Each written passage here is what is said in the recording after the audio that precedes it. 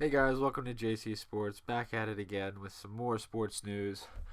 This week we're going to continue our draft stock. Some changes here for me. I don't know about Jackson, but we're together again actually. Yeah, we're back in at my house this time. We've got the microphone. Hopefully it sounds a little bit better this time. I know last week was a little bit sketchy with the microphone. I wasn't able to bring my microphone.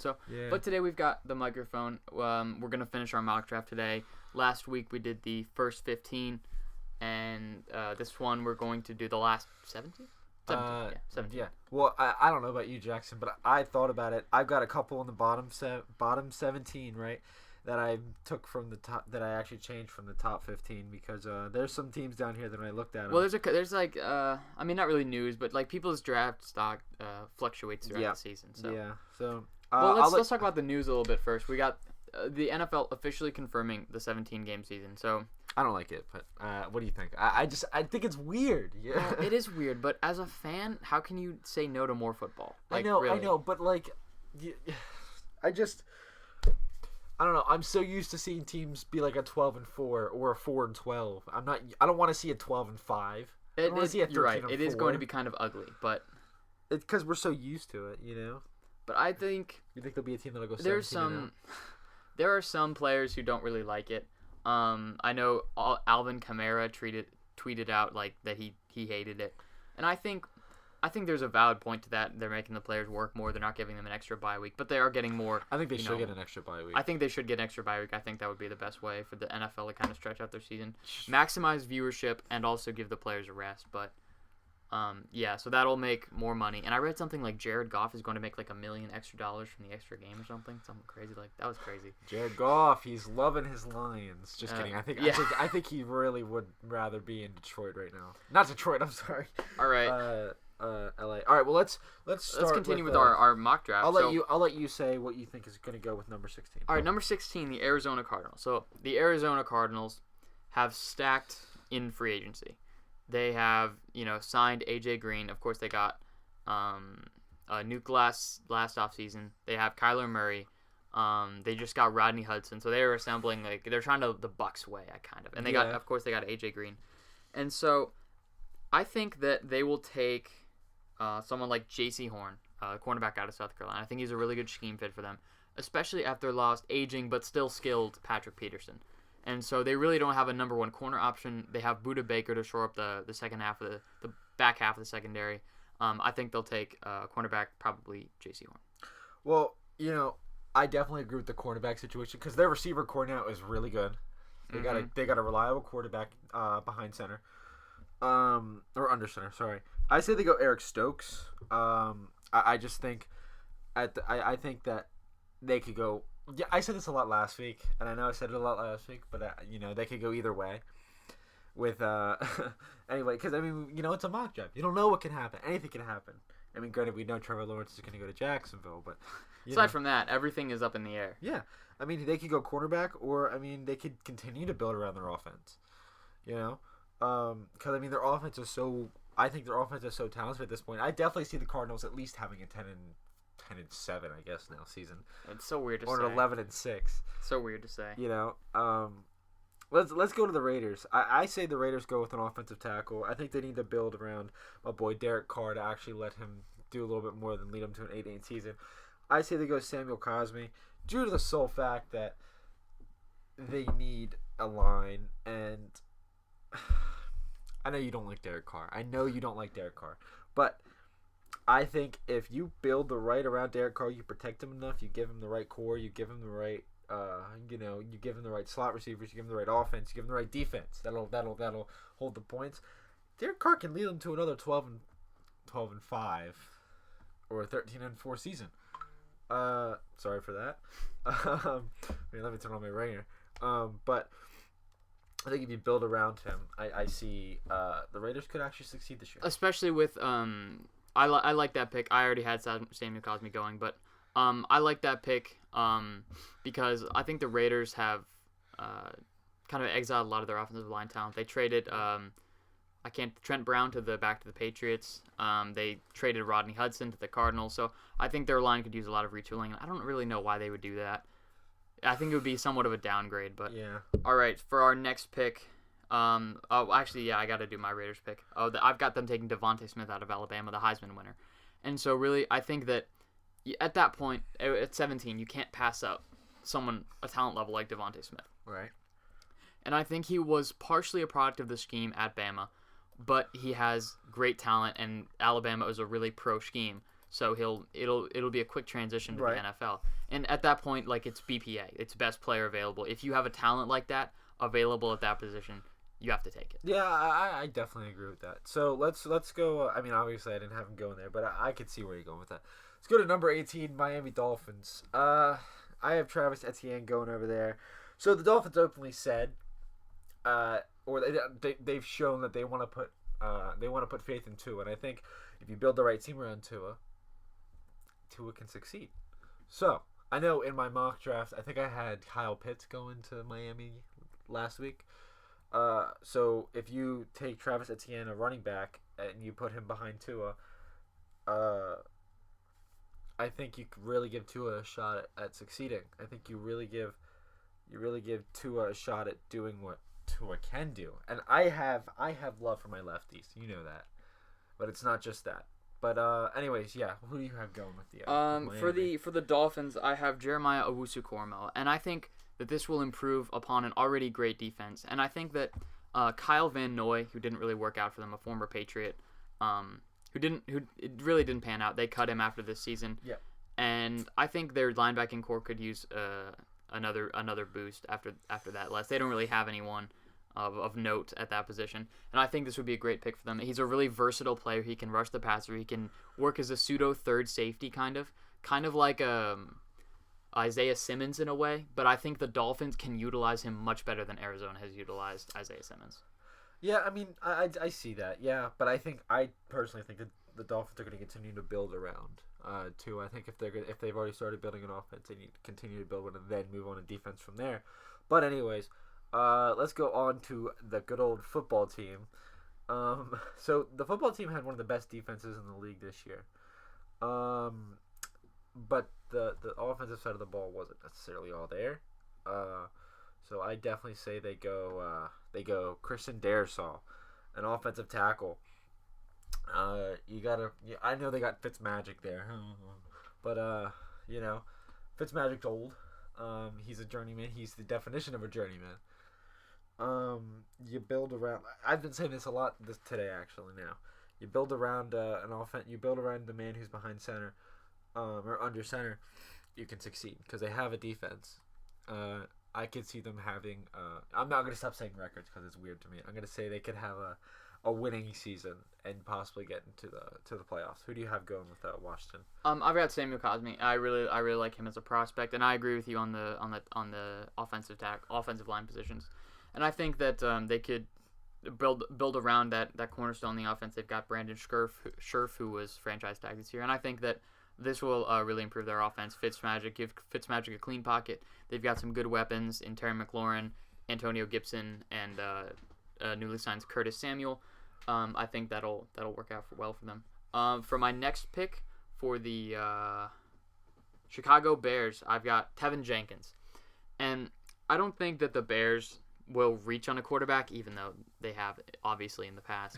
And so, and Mitch Trubisky, that's who I was thinking of. But I think Tevin Jenkins will shore up their offensive line. They don't want to address the quarterback position, and I don't think they will with this pick.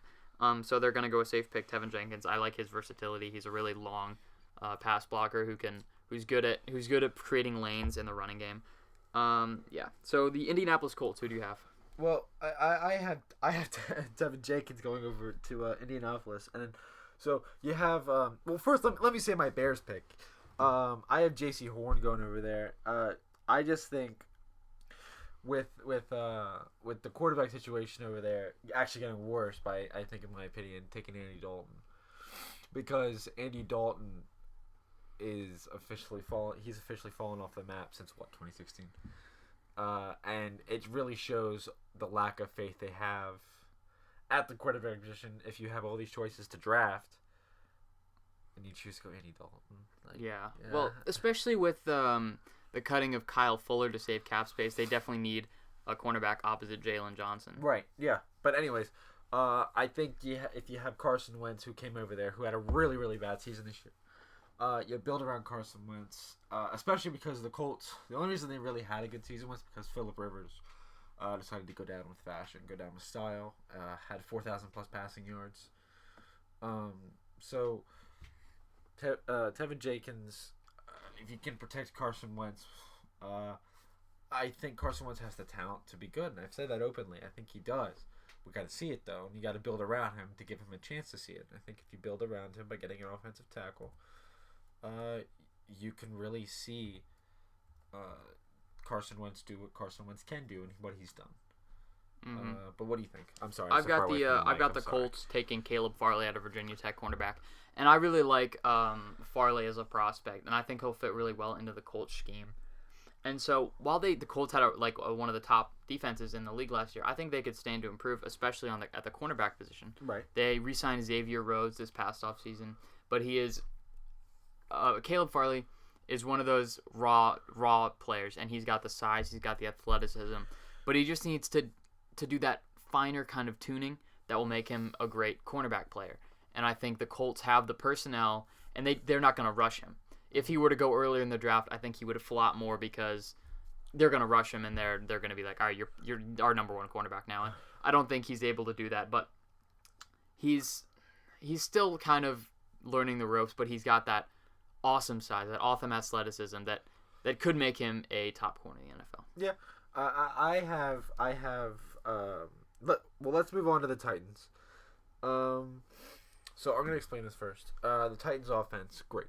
You know, they've got a lot of weapons in the offense. So I say they go Kwity Paye as an edge rusher because you build more around the defense as well.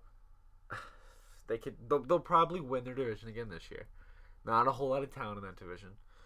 So who is in that division again? It's what? The Colts, Jaguars, Titans. Jaguars, Titans, and Texans. Texans, right? Yeah. The only other team I would say that has a chance of really winning the division is Indianapolis. So you build more around, and you get more talent on the ball. I seriously could see the Titans being a top team in the AFC this year. Well, I have them also taking Kwity Paye, and I think their edge rusher has been a need for a long time. Right. They have really not had an edge rusher that I can think of that has been a standout. And they signed Jadeveon Clowney, which didn't quite work out. He got injured halfway through the season after a really disappointing couple of games. And so I think this is basically always a need for them, and they hope to solve that with Kwity Paye, who's, again, an extremely explosive edge rusher. And he has the power to break games. Will he? I don't know. But he definitely has the physical abilities to do that. And let's move on to the New York Jets. Who you got? I have Patrick Surtain going over there. Well, the Jets need a lot right now. No specific player is going to completely fix the Jets right now. Doesn't matter if you pick up a star quarterback. Doesn't matter if you pick up a star receiver. I'm talking about like just one at a time. Doesn't matter if you pick up a star linebacker. Doesn't matter if you pick up a star lineman, which usually doesn't matter. Yeah, but they've got some high picks this year. They've got the number 2 pick. So they'll probably, if they don't take a quarterback, they'll take something to build around Sam Darnold. So I say they go quarterback position because you can't. I always say you always still have to have defense to win a game. It doesn't matter how big your offense is. You'll just lose the game 40-something to 30-something. Mm-hmm. You know, if you don't have a defense to keep you up and to keep you scoring and to keep you off the field, what are you gonna do? I mean, the Jets, they don't have a lot working for them right now. Well, they recently signed, of course, their biggest signing was wide receiver Corey Davis. Right. Yeah. And I think that can help them out a little bit. And I have them taking Greg Newsome II out of Northwestern. And I think Greg Newsome II is a really good prospect again. And I think that he really showcased his talent in the Big Ten title game versus Ohio State, where he totally locked down the Ohio State wide receivers. And they didn't win that game, of course, but it was a great showing, individual showing for Mr. Newsome. And I think that he'll go to a team in New York that's kind of not rebuilding, but Yeah, more than rebuilding. Yeah. I would say they're totally they're revamping everything. Yeah. And I think that he'll join an up and coming defense in their new head coach's scheme, Robert Saleh's scheme, and I think Robert Saleh will be a major help in him developing. I mean, shit. When's the last time the Jets? When's the last time the Jets won? Had a win? They went to the season? AFC Championship game like probably 7 years back, I'd say. I think it was like 10 years ago, right? You know? Something like that. They were 10-6. Yeah. I've got the Steelers taking Travis Etienne out of Clemson.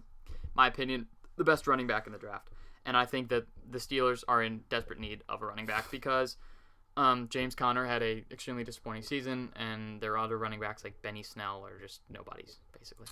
So I changed one of my. They had like the worst rushing offense in the league. Did, I yeah. think. I went a different. I changed it up from last week a little bit.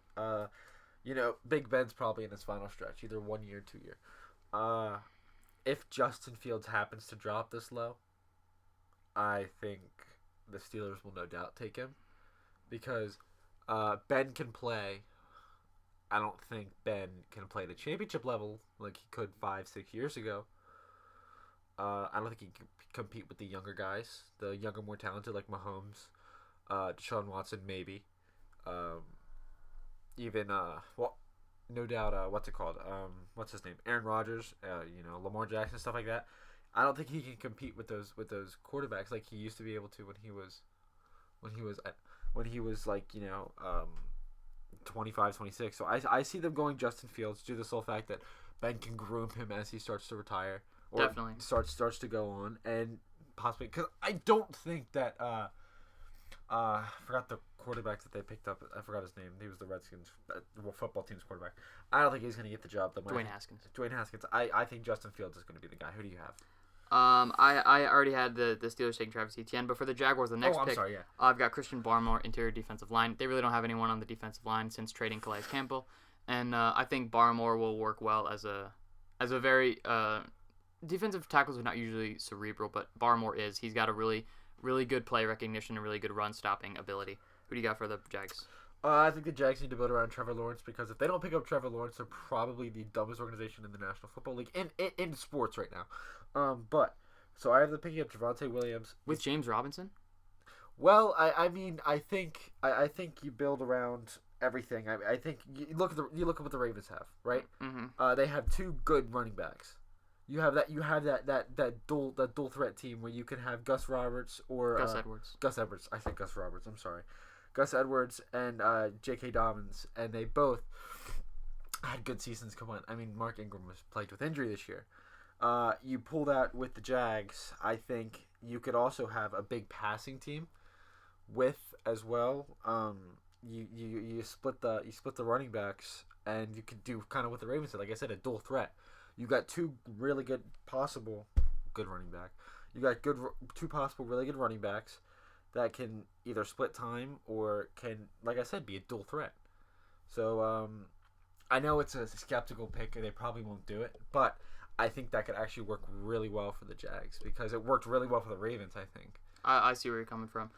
For the Cleveland Browns, I've got them taking Jalen Phillips, the edge out of Miami, and I think the edge is probably one of their top needs. Again, I love their pickup of John Johnson. That really helps secondary. They also got Troy Hill, both from the Rams in free agency, and I think that really helps out the cornerback and secondary positions. And I think their next thing will be to address the edge rush, and I think Jalen Phillips will help them do that. See, I would question you like you did me last pick, but I picked Jalen Phillips as well. So I agree with you completely on this. I think that an edge rusher they need it. Like I said, the talent around the Cleveland Browns team is really good right now, and I think it's gonna they have a very, very, very good chance of winning the division this year.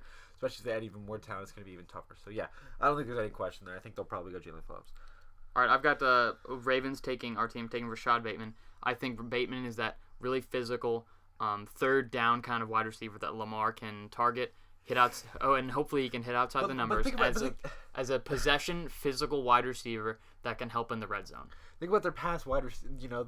They have that history of picking wide receivers in the first round. Really, I mean, they need edge rushers. I think just as much as they need wide receivers. I think. Well, with the Ravens are really good at developing edge rush talent, and that's why that players like Paul Kruger, players like Matt Judon, players like So you draft they an get edge rusher, they you get draft they a get young paid. guy. Yeah, but you don't draft a first rounder. The Ravens have a history of developing those third round guys, those fifth round guys, and then they want big money, and the Ravens don't pay them. They go elsewhere, and usually they flop. And someone like But you can say the same thing about a receiver as well. You draft a receiver in the later rounds, something that could really show some possible talent. I mean, I can't think of a lower draft stock receiver off the top of my head right now. But you could go. I think you go either way with this. I think they could either draft an edge rusher or a receiver in the first round. I think they both need. They need a lot. I think they really need a receiver. But at the same time, I think a lot of the top receivers may be gone by this point. So, I think they go. I think they go Jason Owa because, like I said, they need edge rushers. There's no question. They need edge rushers and they need wide receivers. It just all depends on what they go with first. I know you have them going with a wide receiver first, but I think they go edge rusher first because I think. They go with what works first, and then they go from there. Because if you think about it, like you said, Baltimore just in general has been very good with developing talent, not buying talent. Well, for certain positions, wide receivers. Well, I'm just not talking about Baltimore in general. Baltimore, the teams have been known to develop a lot of talent. I say they pick up a receiver in the second or third round, and they can turn him into a really good receiver. And if he doesn't, so what? You don't pay a third rounder a whole bunch of money. You know? Well, if he develops like someone like Matt Judon did, then yes, obviously you do. Well, no, but I'm saying I'm talking about a wide receiver. You know, if he doesn't work out, you don't have to. Yeah. All right, I've got the Saints taking Azeez Ojulari out of Georgia, an edge rusher, and I think they really need edge, and that'll probably be one of their top priorities ahead of this year's draft because they lost Trey Hendrickson to the Bengals, and I think that edge will be one of their top priorities. Yeah, I could say edge, but I think they'll go Greg Newsome just to. I think the Saints, like I've said this about a lot of teams, the NFL is very talented right now. I think they need to develop the defensive side of the ball. They have a lot on offense right now. I could go edge rusher as well, but I mean not much to say about the Saints. I mean the Saints, it's gonna be weird to see what they do without Drew Brees this year. Mm-hmm. So I mean I guess we'll see, but I say they go Greg Newsome. With Green Bay, I say they go Micah Parsons. I think they could go on the offensive side of the ball too.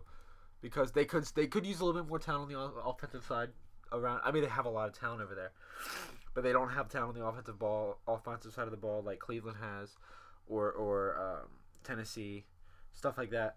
So I think they go there too. But I also think they need some more talent on the defensive side of the ball. I think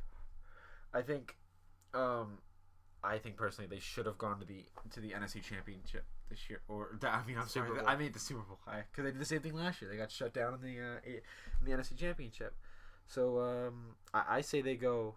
I say they go linebacker. I say they go Michael Parsons. But what do you think? I've got them taking the cornerback because of the Kevin King is basically would be burned at the stake in Green Bay if he was saw out in public. Because of the blown coverages in the NFC Championship game, and I think Eric Stokes will really help that. He's out of Georgia. He's a junior, and I think that he is really good in man coverage and especially sticking to those receivers. And I think that's a lot of the scheme that the Packers play, and I think he'll fit really well in that scheme. For the Buffalo Bills, I've got them taking Najee Harris. Devin Singletary was somewhat of a disappointment this season, but of course Josh Allen, Stephon Diggs lit it up, so it wasn't really noticed. So I think that they'll take Najee Harris as a way to supplement their running game. I could also agree with you. I've said this about a lot of teams. They could go offensive, defensive side of the ball. I have them going Trayvon Moehrig because I think you look at they either shut down teams this year, or you also or you face a powerhouse team like the Chiefs or something like that, and they just put up points. So I think they could go running back because I've said this about this. I don't know if I said this on the podcast before, but I've said this for years. You can't win the Super Bowl as a one-trick pony. You can't win anything as a one-trick pony. Just like the Ravens can't win the Super Bowl as a rushing team. They need a passing game. The Bills can't win a Super Bowl if they pass around because then they'll just then they'll just cover the pass. They'll just because they know they can't run. I get that. But you also need to have defense. I think they may have shut down the Ravens, but that was because they were prepared for the rush. When they faced a team like the Chiefs that could run and could pass, you also had Mahomes back there. I know, but they got blown out in that game. Yeah, so I say they go Trevor Moehrig. Trayvon. Sorry, I think they could go either way. But anyways, with the Chiefs, I have them taking Elijah Vera Tucker because they need offensive line. They need line. And so I think they need to just start building there a lot more, because you saw in the Super Bowl when they had offensive linemen out, Mahomes couldn't get the ball anywhere. Because, I mean, granted, the Bucs pass rush was insane that game, and it was a very good pass rush this year. But I say they build an offensive line, and it's going to be tough as a 31 or 32 pick like the Bucs to get anything like superstar talent. I mean, granted, Lamar came in the 32nd pick, but anyways, I've got the Chiefs taking Liam Eichenberg, a tackle out of Notre Dame, and I think that I agree with you on the offensive line, but it's really the exterior of the offensive line, the tackles that they need to get a hold of, because their top two tackles, Mitchell Schwartz and Eric Fisher, who are both out for the AFC Championship game, really were released, and so they need to rebuild that exterior of their offensive line, not so much their interior. So I have them taking Liam Eichenberg. And for the last pick of the first round, for the last pick of our mock draft, I have the Tampa Bay Buccaneers taking Javonte Williams, running back out of Notre Dame. And I think even with the re-signing of Fournette, and they've got Ronald Jones, and I think they could even improve that with Javonte Williams. And I think Javonte Williams has really, really good movement. He's got a killer juke moves. He's super elusive, super slippery. I think the Bucs are probably the most talented team in the NFL as of right now, just because of the amount of superstars they have on that team. I think they overtake the Chiefs in talent. I have them going Jamin Davis just because I think they continue to build on their defense. Because the offensive side of the ball, it's not that they're set, but yeah, the offensive side of the ball is set. I mean, they returned all 22 starters. Yeah, so I mean, you can't do a lot about it. But I say they continue to build around the defense, and they go Jamin Davis. I mean, like I said, these last picks, it was a little bit tougher to see what they were going to get, due to the sole fact that a lot of these players some of these guys that I put in here, for example, Justin Fields, stuff like that, they probably won't fall that low. But if they do, So anyways, that'll conclude our mock drafts. We're running a little bit late on time here. Let's move on quick to March Madness. We've got. Did you see that the Baylor blows out Houston, and I wasn't expecting that. It's son blows out dad. Yep. the coaches are the coach of Houston is the dad of the coach of Baylor, and I thought that was pretty cool. But Baylor blows them out. It was like 79-58 or something like that. I thought Houston would put up a fight. Now, what I didn't expect, I thought UCLA had a chance of beating Gonzaga, but I didn't think that they were going to come back. They took them to overtime. Yeah, right. I did not think they were going to take them to overtime. And the buzzer beater 3, I think now Baylor has a serious chance of beating Gonzaga. If UCLA can do that, I think Baylor can, no doubt, because it shows, Well, UCLA was also a perennially underrated team. Yeah, I know, because they were Pac-12. Pac-12 was completely underrated in this March Madness, and we talked about that when you were over at my house a couple days ago. I think. I think Gonzaga isn't the unbeatable machine.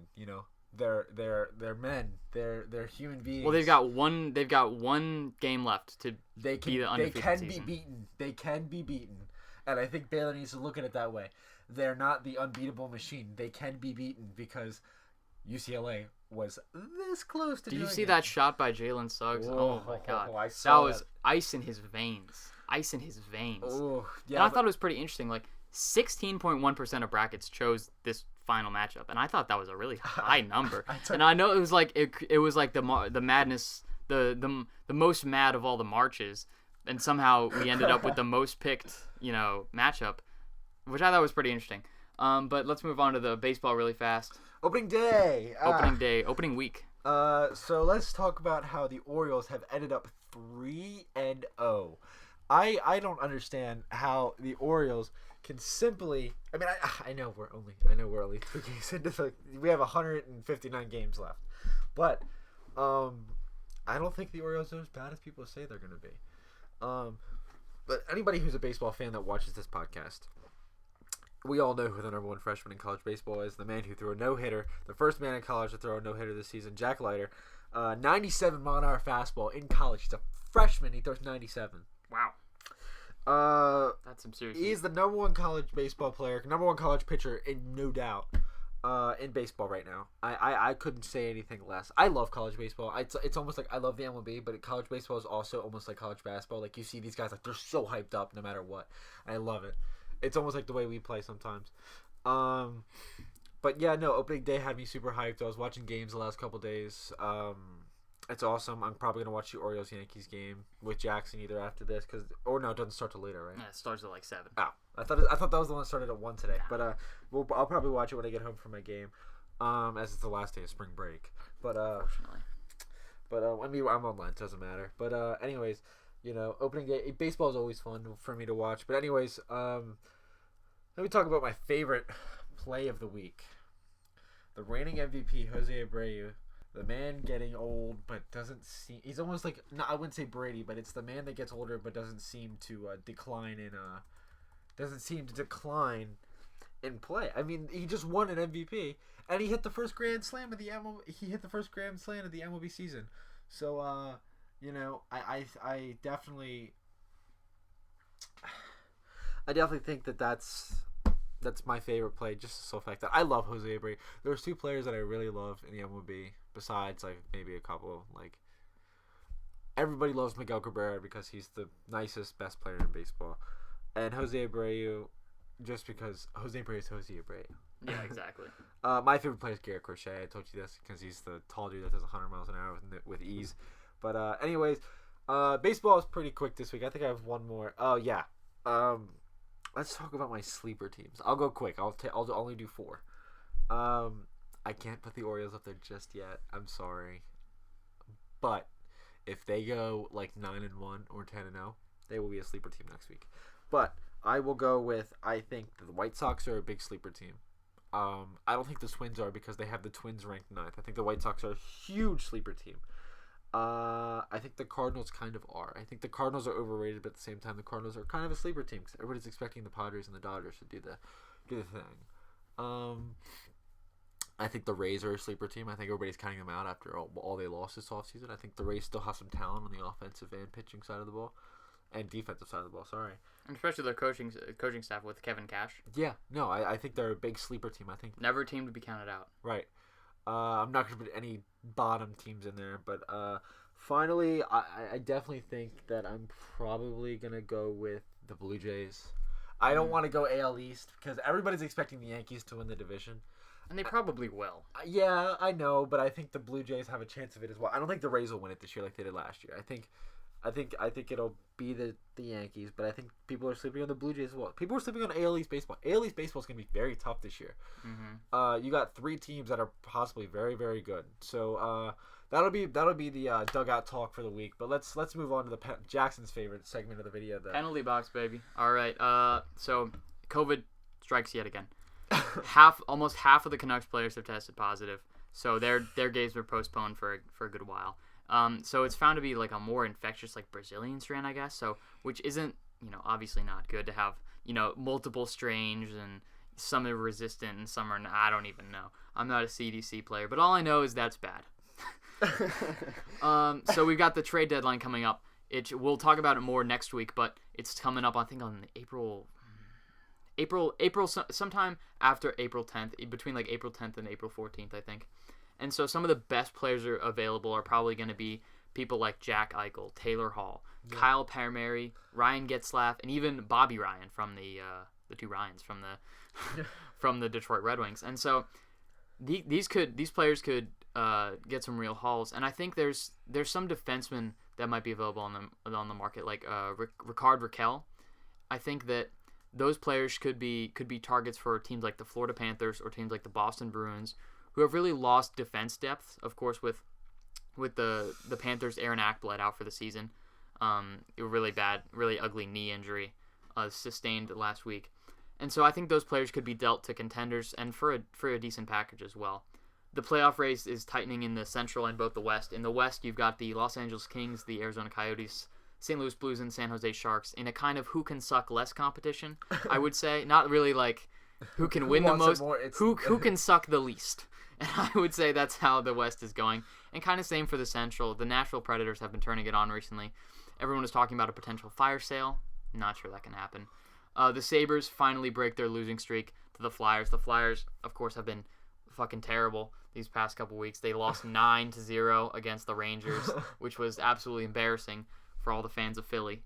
And so the Sabres finally get a win, but that doesn't mean they are good. They are mathematically out of the playoff race already, barely halfway through the season, which is incredibly sad. Well, I'm not a big hockey person, and you know that. That's why penalty box is your thing. But the one thing I do love about hockey that I used to watch on YouTube all the time, is hockey fights. Oh my God, there are a couple fights. You got to watch. I think it was like the bloodbath in Hockeytown or something. It's a brawl between the Colorado Avalanche and the Detroit Red Wings, and it sent like 2 people to the hospital. It was absolutely fucking brutal. Those teams hated each other. But anyway, we got Ovi ties Brett Hull for the second most power play goals of all time with a goal last night against the Devils at 265 power play goals, which is more goals than most NHL players have in their entire lives. More than most any players have in their entire lives, because Ovi is ridiculous. And some of my favorite plays of the week include Mackenzie Blackwood making an absolute sliding skate save, and it just barely nudged the puck out of the goal to preserve a shutout against the Bruins. And oh my God, what is it? Was it a beautiful save? Sliding across the goal crease. And another one of my favorite plays, unfortunately, against my team was Matt Barzal knocking in a goal like baseball style with his hockey stick above the shoulder of Vitek Vanacek. And those are some of my top plays of the week. And that'll do it for our podcast today. We will make sure to drop one next Monday. Unfortunately, I think we have next Monday off, actually. I do. Frederick County Public Schools. I got to check. I know we had this Monday off. I know we have asynchronized learning next week, so I think I may have Monday off. Yeah. All right, cool. All right, so we'll make sure to get back to you next Monday with the latest sports news, and I'm not sure what we're talking about. We'll figure something out. Something out, yeah. But thank you for listening. Make sure to like and subscribe. And subscribe. Find us anywhere podcasts are found. Recommend us to your friends, and we'll talk to you guys later. Have a good week. Thanks, guys.